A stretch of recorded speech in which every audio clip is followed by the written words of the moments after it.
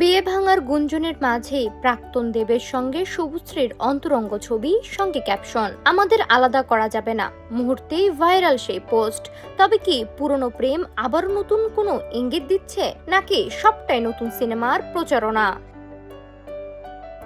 ভারতের স্বাধীনতা দিবসের সকালে দেশু ৭ এর নতুন পোস্টার প্রকাশ করে চমকে দেন দেব ও শুভশ্রী। পোস্টারে পাহাড়ি ল্যান্ডস্কেপের মাঝে ক্রুজার বাইকে একে অপরকে জড়িয়ে ধরে থাকতে দেখা যায় দুজনকে।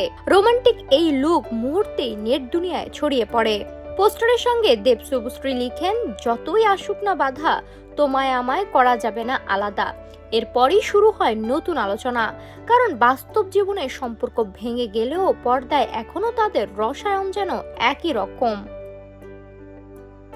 সম্প্রতি লাগাদে সিনেমাটির একটি গানের শুটিংও করেছেন এই প্রাক্তন জুটি। কলকাতা বিমানবন্দরে তাদের গুড বাই হাগ নিয়েও কম আলোচনা হয়নি। তবে এই সবই যে সিনেমার কাজের অংশ, সেটাই সামনে রাখছেন সংশ্লিষ্টরা। এর আগে ২০১৫ সালে ধূমকেতুর শুটিং করেছিলেন দেব শুভশ্রী। দীর্ঘ বিরতির পর গত বছর ছবিটি মুক্তি পায়। এবার প্রায় ১১ বছর পর নতুন সিনেমা দেশু ৭ এ আবারও একসঙ্গে এই জুটি। সপ্তম সিনেমা বলেই ছবিটির এমন নাম। আর এই সিনেমার মাধ্যমেই প্রথমবার পূর্ণাঙ্গ পরিচালক হিসেবে আসছেন দেব। পুরনো প্রেম, নতুন ছবি আর এক ক্যাপশন, আলাদা করা যাবে না।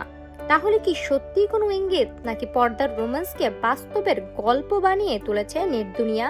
উত্তরটা হয়তো লুকিয়ে আছে দেশু ৭ এর গল্পেই।